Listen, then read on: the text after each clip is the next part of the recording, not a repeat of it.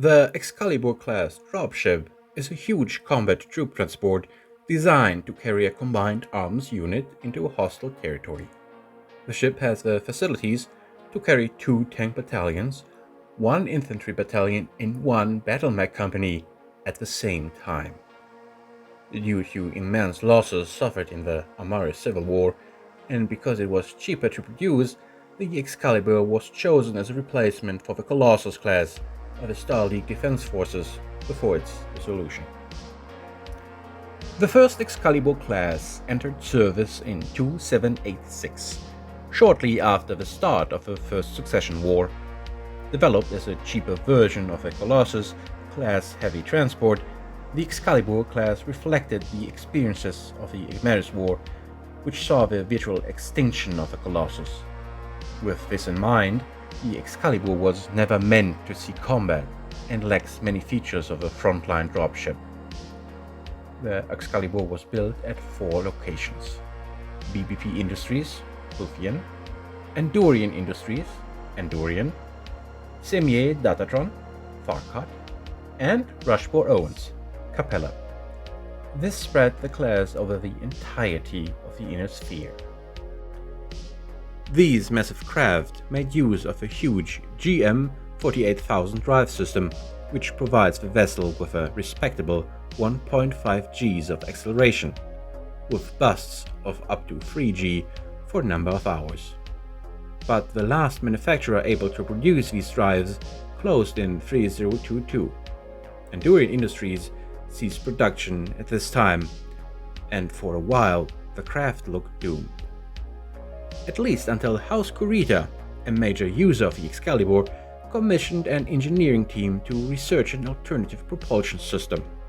The team proposed a modified version of the smaller GE-2080 drive system used in the Mule-class dropship for the Excalibur. This innovation proved successful, and most Excalibur class produced since the 3030s use this drive system. Even with these drive problems, however, the dropship maintains a high mass-to-fuel consumption ratio, making it one of the more efficient combat transports. Excaliburs are almost always found in large-scale operations, if only to hold down operation costs. The Excalibur's 16,000-ton X-shaped body resembles a shorter, wider Overlord-class dropship. The most notable contrast between these two is that the Overlord is equipped with 6 retraceable landing legs, while the Excalibur class has 4 heavy, box-like structures attached to the bottom sides of the hull. Besides serving as fixed landing pads, these structures also contain the dropship's rear-sided weapon bays. 5 huge cargo bays make up the majority of the craft's interior.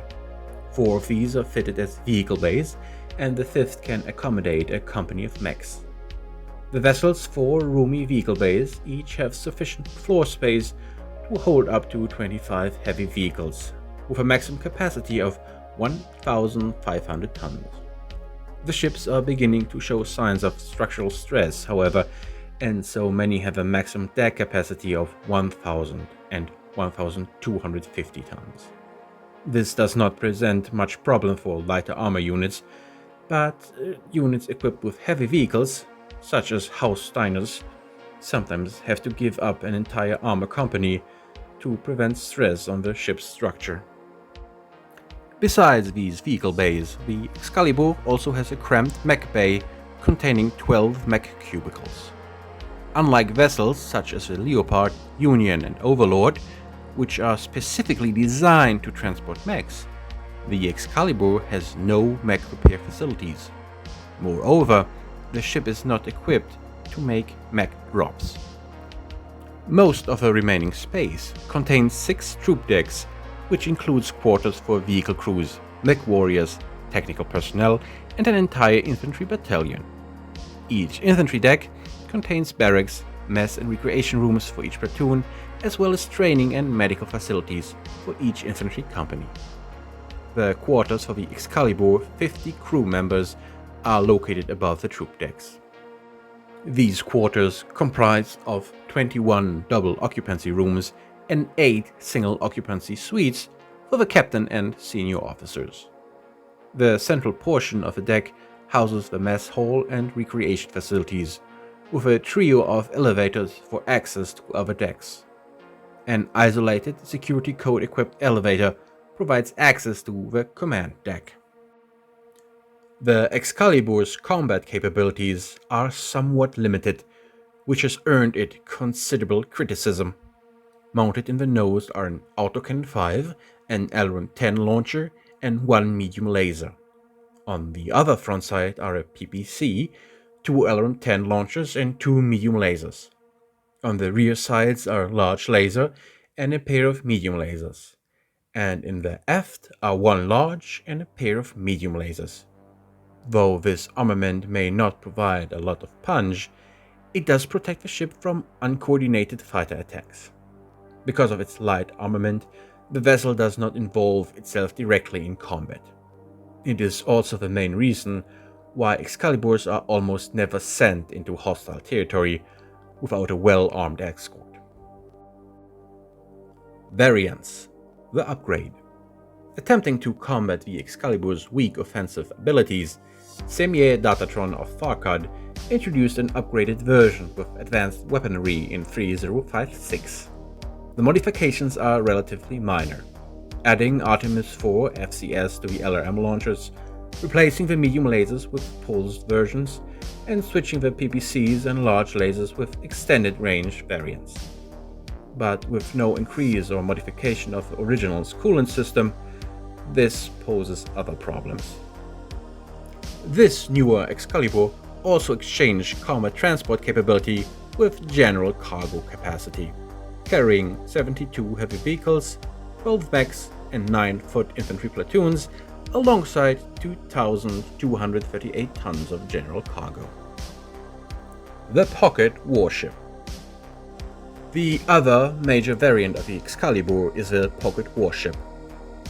This history of the class is convoluted to say the least, and it remains unclear if the results of a Scheffelbus family lobbying to the AFFS quartermaster was a boondoggle or some kind of intelligence operation by the Draconis Combine. The Pocket WarShip variant is based on the 3056 variant. Small changes were made to the armament, with the AC-5 being replaced with a Gauss rifle and the pulse lasers with ER versions. The power systems seem to have been left in place and augmented rather than replaced, as standard heatsinks are used rather than the doubles. Of course, the cargo bay has been gutted, with the lowest vehicle bay devoted to a squadron of aerospace fighters. 2 Krakens and 8 ER-10s provide the firepower, with 3 screen launchers and 18 AMS compensating for the lack of armor. Space for 28 Marines has been provided and a flag deck installed to coordinate fleet operations. The refit's main flaws were that it retained the original's internal structure and armor, both inferior to many other purpose-built assault ships. The first 7 Pocket WarShips were refits of existing ships by Federated Boeing, coming online after 3059, in time to serve in Operation Bulldog and the Fatcom Civil War. 2 were paid off to the Medusan's mercenaries, 1 was lost to the Smoke Jaguars, and 1 rammed FCS Robert Davidson over Katil, while the 5th was scrapped after Operation Sovereign Justice. In 3068, the Federated Sons built more, only to have 6 of the partially completed hulls captured by the Word of Blake when they destroyed the Galax Megaplex in 3069. Since then, Universal Air has taken up the slack, producing the Pocket WarShip at Delavan. The Draconis Combine is known to have the plans, but has declined to produce them. Combat Tactics. The 2786 variant carries 90 heavy vehicles, 12 mechs, 12 platoons of infantry, and 440 tons of cargo. It is probably best to compare it to the Colossus. The larger ship carries 72 heavy vehicles, 36 mechs, 12 platoons of infantry, and 1,506 tons of cargo. In real terms, they are effectively the same. The Excalibur's company and a half of extra tanks translates directly to the Colossus' extra company of mechs. The additional 600 tons of cargo are very welcome. Of course, most of the Colossus' extra mass went into armor and weapons. The Colossus is far more defensively capable. This wasn't enough to protect it in service, so the Excalibur has taken a road of avoiding combat altogether. Usually, a wave of dropships and fighters neutralize any potential threats before an Excalibur enters a combat area. Most often as one of the last ships. The ship then unloads in an area that is unthreatened by enemy weapons fire. Offloading infantry and armor from the grounded Excalibur can take up to 3 hours, leaving the craft extremely vulnerable. As a result, Excaliburs generally provide support for siege operations, or are used in a consolidation phase after a planetary assault.